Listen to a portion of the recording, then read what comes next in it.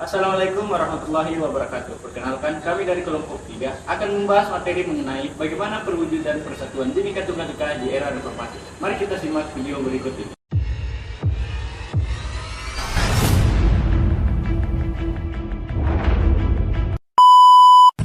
Sebelum masuk ke konsep Bhinneka Tunggal Ika, kita harus mengetahui pengertian dari Bhinneka Tunggal Ika.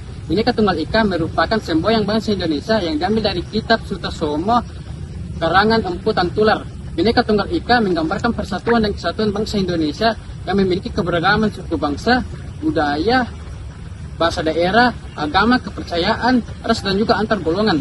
Secara etimologi, Bhinneka artinya beragam atau bermacam-macam, tunggal artinya satu, dan ika artinya itu.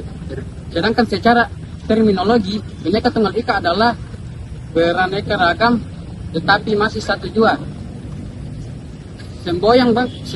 Semboyan Bhinneka Tunggal Ika dapat menggambarkan semua keberagaman menjadi satu bagian dari NKRI. Selanjutnya kita memasuki pada konsep Bhinneka Tunggal Ika. Bhinneka Tunggal Ika memuat dua konsep yang berbeda, yaitu Bhinneka dan juga Tunggal Ika. Bhinneka artinya mempercayai adanya keberagaman, Tunggal Ika artinya menginginkan kesatuan. Keberagaman artinya ada perbedaan, kesatuan artinya ada kesamaan. Jika kedua hal tersebut dilaksanakan secara tidak seimbang, maka dapat menyebabkan kondisi yang berbeda. Adanya dua konsep yang berbeda tersebut menunjukkan bahwa Bhinneka Tunggal Ika mengandung problem antara keberagaman dan juga kesatuan, dan antar hal banyak dan juga hal satu. Untuk mengetahui makna Bhinneka Tunggal Ika, kita membutuhkan pemikiran yang filosofis untuk mengetahui konsep Bhinneka Tunggal Ika dan tidak salah mengartikannya. Kita akan memasuki bagaimana bentuk perwujudan Bhinneka Tunggal Ika di masa era reformasi.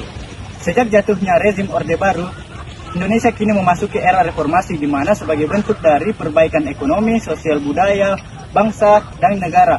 Nah, akan tetapi keberagaman menjadi permasalahan. Akibatnya, keberagaman menimbulkan banyak konflik kepentingan. Sikap dan perilaku generasi muda sebagai generasi penerus bangsa kian tidak memperbaiki atau kian memburuk, di mana kurangnya pemaknaan akan Bhinneka Tunggal Ika. Nah, tak hanya itu, masyarakat juga menimbulkan adanya perpecahan yang terjadi. Di masa era reformasi ini, banyak perpecahan yang terjadi, mulai dari banyaknya peperangan antar suku, etnosentrisme yang terjadi, kemudian disintegrasi bangsa, kemudian isu-isu kebenaran agama yang saling bergesekan, menjadi masalah-masalah persatuan dan kesatuan di era reformasi. Nah, apa yang perlu kita lakukan yaitu, pertama, penguatan dari rasa nasionalisme perlu kita sadari sejak dahulu. Kemudian, yang kedua adalah kita harus memaknai bagaimana itu semboyan Bhinneka Tunggal Ika agar persatuan ini kian menjadi sebuah bagian yang terpenting dari Indonesia dan perbedaan tidak menjadi permasalahan, melainkan menjadi sebuah kekuatan dari bangsa Indonesia. Adapun beberapa ciri-ciri Bhinneka Tunggal Ika yang dapat kita implementasikan dalam kehidupan berbangsa dan bernegara, yaitu satu, perilaku inklusif. Apa itu perilaku inklusif? Perilaku inklusif adalah pemikiran seseorang terhadap perbedaan, di mana perilaku ini menganggap bahwa kehidupan berkelompok dalam bermasyarakat itu sangatlah penting. Yang kedua adalah sikap pluralistik. Sikap pluralistik adalah sikap yang menerima akan keberagamannya keadaan, di mana sikap ini mengharapkan agar pengertiannya antara satu dengan yang lainnya. Yang ketiga adalah tidak egois, yaitu dengan tidak mementingkan dirinya sendiri dan tidak menganggap bahwa pendapatnya yang paling benar. Yang keempat adalah mufakat, di mana kita harus menganggap bahwa pendapat yang di dalam musyawarah itu bisa kita ambil agar kita dapat musyawarah antara satu dengan yang lainnya. Yang kelima adalah kasih sayang dan rela berkorban, di mana kasih sayang ini di dalam bermasyarakat di Indonesia agar kita dapat mengurangi tingkat kecurigaan dalam antara satu dengan yang lainnya. Yang keenam adalah toleran.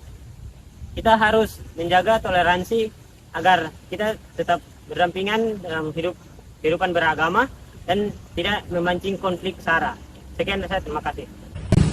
Saya akan melanjutkan mengenai materi Bhinneka Tunggal Ika yang dihadapi pada masa reformasi. SARA, yaitu suku, agama, ras, dan antar golongan. Yang pertama itu agama. Agama merupakan suatu pembahasan yang sensitif. Ketika ada suatu kelompok atau individu membicarakan dan mengkucilkan agama, maka muncullah pendapat-pendapat yang dapat memecah belah persatuan. Yang kedua yaitu gerakan separatisme dan terorisme. Gerakan separatisme dan terorisme menghalalkan segala cara untuk pertumbuhan negara. Akibat dari hal itu, ketika dihalangi tujuannya, mereka akan melakukan pembunuhan di mana-mana. Yang ketiga yaitu ketiga itu konflik antar suku dan golongan. Konflik antar suku dan golongan menimbulkan beberapa akibat. Akibatnya yaitu kesalahpahaman dan penguasaan wilayah. Seiring perkembangan zaman, semboyan Bhinneka Tunggal Ika mulai memudar. Solusi agar tidak memudahnya semboyan tersebut adalah dengan menumbuhkan rasa nasionalisme untuk mengikis konflik bernuansa sara. Langkah preventif dapat dilakukan untuk mencegah konflik bernuansa sara atau terjadinya hal-hal yang menyimpang. Langkah persuasif dapat dilakukan jika dirasa ada yang menyimpang, serta jangan lupa lakukan langkah represif dan kuratif untuk mengembalikan perilaku sebelumnya menjadi perilaku yang semestinya.